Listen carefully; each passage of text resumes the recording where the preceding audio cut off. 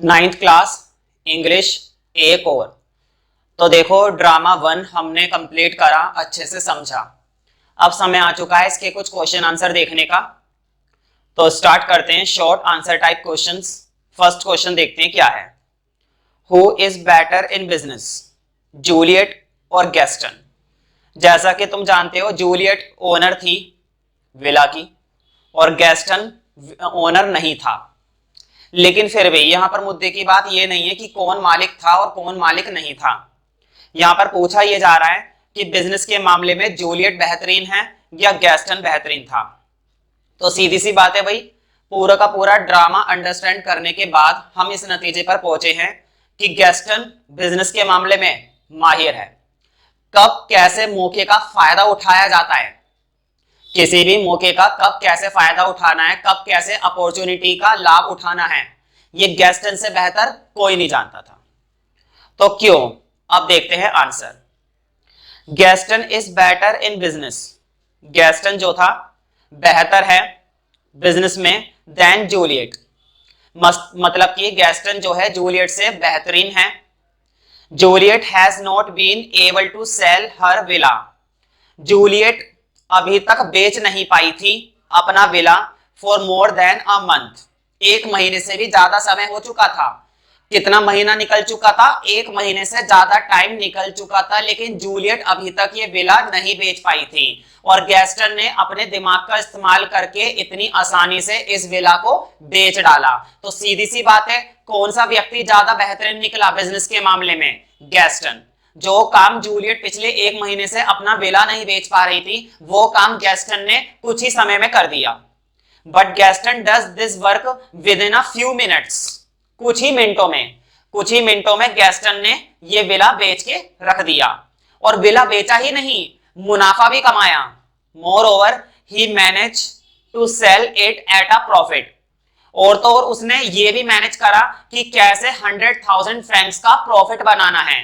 मुझे बताओ, क्या उसने नुकसान पर ये डील करी? नहीं, उसने ये डील नुकसान पर नहीं, प्रॉफिट पर करी। कहां तो उससे बिक भी नहीं रहा था जूलियट से, और यहां पर गैस्टन ने उल्टा 100,000 फ्रैंक्स का क्या उठा लिया? मुनाफा उठा लिया, फायदा उठा लिया। तो जाहिर सी बात है गैस्टन बेस्ट निकला किस चीज में? बिजनेस के मामले में, एज कंपेयर टू जूलियट। तो जूलियट इतनी चालाक नहीं थी जितना चालाक गैस्टन था। नेक्स्ट क्वेश्चन देखते हैं। वाई वॉज जीन, तुम्हें मालूम है जेनी ये किसकी वाइफ थी? गैस्टन की। Interested in buying the villa, जैसा कि तुम जानते हो ड्रामा में हमने देखा था कि जीन को एक ही नजर में ये विला बहुत पसंद आ गया था। जब वो विला के अंदर घूमती है, विला की एक एक चीज देखती है, विंडो देखती है, अंदर का रूम देखती है, सारी चीजें देखती है, तो अंदर की एक एक चीज बड़ी बारीकी से देखती है। तो उसको ये विला बिल्कुल अपने मुताबिक लगता है, अपनी फैमिली के अकॉर्डिंग बिल्कुल सही लगता है। तो उसको ये एक ही बार में पसंद आ जाता है। तो क्वेश्चन है क्यों, क्यों वो इस विला को खरीदना चाहती थी? भाई सीधी सी बात है, उसको अच्छा लगा, है ना। हम क्यों कोई सी चीज खरीदते हैं? हम कोई सी भी चीज इसलिए खरीदते हैं क्योंकि वो चीज हमारे मन को भा जाती है, और इसके भी मन को भा गई थी। समझ रहे हो कितनी गहराई वाली बात कर रहा हूं मैं? आंसर देखते हैं। Gene at first liked the villa, तो जीन को एक ही बार में ये विला बहुत पसंद आ जाता है। She found it spacious enough, और उसको ऐसा लगता है, उसने पाया कि यहाँ पर काफी स्पेस है। जैसा कि तुम जानते हो विला तो कोई छोटा मोटा घर तो होता नहीं है, विला तो वैसे भी बड़े ही होते हैं। तो उसको ये विला काफी स्पेशियस लगता है। स्पेशियस का मतलब इस विला में बहुत जगह थी। As well as beautifully located, और तो और बहुत ही खूबसूरती से इसको लोकेट किया गया था, दिखाया गया था। She was interested in buying the villa, वो इंटरेस्टेड थी इस विला को खरीदने में, so that she could accommodate her parents with them too, ताकि वो अपने माता पिता को भी यहां पर एकोमोडेट कर सके। एकोमोडेट का मतलब वैसे ये होता है इकट्ठा करना, लेकिन यहां पर है एकोमोडेट का मतलब मिलकर रहना। तो वो ये चाह रही थी कि जब इतना बड़ा विला मिल जाएगा, इतना बड़ा विला हमारे पास हो जाएगा, तो हम अपने माता पिता के साथ मिलकर रह सकते हैं। कई बार क्या होता है, छोटा घर होता है तो पूरी फैमिली अच्छे से रह नहीं पाती, लेकिन यहां पर इसके मन में एक विचार आ गया था कि जब हम इतना बड़ा विला परचेस कर लेंगे तो हम इस विले में अपने पेरेंट्स के साथ मिलकर रह सकते हैं, और इसीलिए वो इस विला में इतनी इंटरेस्टेड थी और वो इसलिए इस विला को खरीदना चाहती थी। नेक्स्ट क्वेश्चन देखते हैं। What is Mrs all Smith plan after she by the villa. जैसा कि तुम जानते हो ड्रामा के अंदर एक कैरेक्टर और था जिसका नाम था मिसेस ऑल स्मिथ। इन्होंने क्या प्लान बनाया था? बेसिकली इनका प्लान ये नहीं था कि ये विला को खरीदकर उसमें रहेंगी। इनका प्लान ये था कि ये इस विला को तोड़वाकर यहाँ पर एक बंगलो बनवाएगी, और उस बंगलो को इसलिए ये लेना चाहती थी क्योंकि ये बंगलो पैरामाउंट के नजदीक था। पैरामाउंट वो जगह है जहां पर मिसेस ऑल स्मिथ की शूटिंग होने वाली थी। इसका कोई शूटिंग का काम होता होगा, तो पैरामाउंट वो जगह थी जहां पर इसकी शूटिंग होने वाली थी, और ये विला उस शूटिंग के, उस पैरामाउंट के काफी पास में था, इसलिए इस विला को ये खरीदना चाहती थी। अब आंसर देखते हैं। Mrs all Smith plans to knock down the house. Knock down का मतलब होता है तोड़वा देना, नॉक डाउन का मतलब होता है खत्म कर देना। तो मिसेस ऑल स्मिथ का प्लान ये था कि वो इस हाउस को तोड़वाना चाहती थी, and to get her bungalow, और वहां पर वो क्या बनवाना चाहती थी? बंगलो बनवाना चाहती थी, बिल्ट देयर।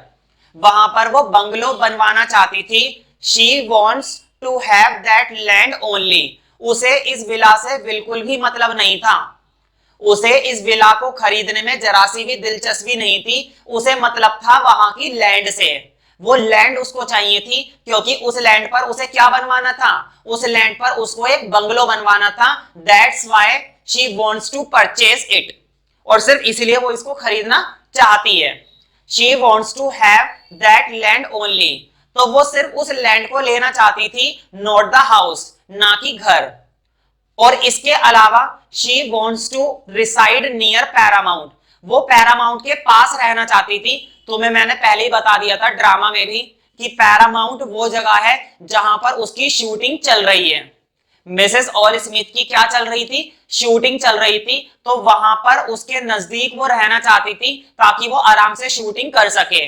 इसलिए उसने वहां पर बंगलो बनवाने की जहमत उठाई ताकि वो वहां पर रह सके जहां पर आसपास क्या है? पैरामाउंट है।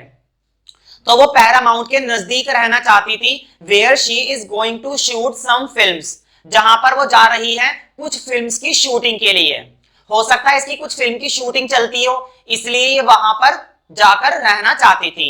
And that it at a stone's throw. तो देखो ये जो शब्द आया है ना, स्टोन्स थ्रो, स्टोन्स थ्रो का मतलब ये नहीं होता कि पत्थर फेंका, पत्थर फेंकने की बात नहीं है। ये ना एक फ्रेज होता है।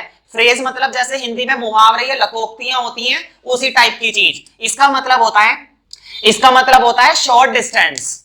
तो बताओ ये जो विला था ये उसके पैरामाउंट से बहुत दूरी पर था या सिर्फ शॉर्ट डिस्टेंस पर था? ये विला उसके पैरामाउंट से बहुत ही ज्यादा क्या था? नजदीक था, मतलब थोड़ी सी दूरी पर था। कहां पर था? थोड़ी सी दूरी पर था, मतलब कि शॉर्ट डिस्टेंस पर था। तो थोड़ी सी दूरी पर, स्टोन्स थ्रू का मतलब होता है शॉर्ट डिस्टेंस। जहां पर मैं शब्द बताता हूं हिंदी में या अच्छे से समझाता हूं, तो वहां पर तुम लोगों को उसका मीनिंग जरूर लिख लेना चाहिए। अगर मैं क्लास में कभी भी पूछता हूं उस शब्द का मीनिंग और वो तुमने नहीं बताया और वो नोट में नहीं लिखा हुआ, मतलब कि तुमने नोट में भी नहीं लिखा और तुमको आता भी नहीं है, तो फिर बहुत प्रॉब्लम हो सकती है तुमको। इसलिए थोड़ा सावधानी से प्रॉपरली उसको सिंसियरली तुम्हें लिखना जरूर चाहिए। तो वो कुछ ही दूरी पर था उसका क्या? कुछ ही दूरी पर था उसका वो विला, फ्रॉम दैट विला। तो पैरामाउंट और विला ये काफी कैसे थे? शॉर्ट डिस्टेंस पर थे, मतलब थोड़ी सी दूरी पर थे, और इसीलिए वो उस विला को खरीदना चाहती थी ताकि वो आसानी से पैरामाउंट से विला और विला से पैरामाउंट में आ जा सके और उसको दिक्कत ना हो।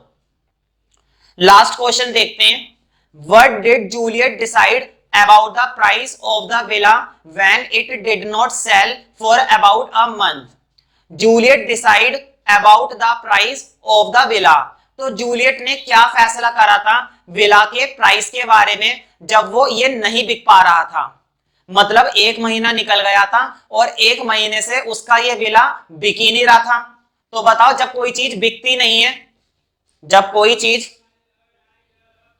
आसानी से बिकती नहीं है, तो एक दुकानदार क्या करता है? उसका प्राइस थोड़ा सा क्या करने की कोशिश करता है? कम। तो बिल्कुल वही चीज जूलियट सोच रही थी कि क्यों ना मैं इसका प्राइस कम कर दूं ताकि बिक जाए। अब आंसर देखते हैं। When it did not sell for about a month, तो जब एक महीने से वो विला बिका ही नहीं, it made Juliet frustrated, तो इससे जूलियट काफी परेशान हो गई, चिड़चिड़ी हो गई, फ्रस्ट्रेटेड हो गई, परेशान हो जाना, and agree to cut her cost, और उसने फैसला करा, वो इस बात पर तैयार हो गई कि वो कॉस्ट को क्या कर देगी, कट कर देगी off the villa, to sell it at a price for which she had bought, और वो इसको उतने ही प्राइस में बेच देगी जितने प्राइस में इसने इसे खरीदा था। मुझे बताओ, जब बिक ही नहीं रहा है तो बेचारी क्या करेगी, यही काम करेगी कि वो इसे उतने ही प्राइस में बेच देगी जितने प्राइस में इसने उसे खरीदा था। That is 100,000 Franks only. तो 100 फ्रैंक्स में 100,000 मतलब कि 1 लाख फ्रैंक्स में ये बेचने को वो तैयार हो जाती है और वो ये बिला फिर बेच ही डालती है।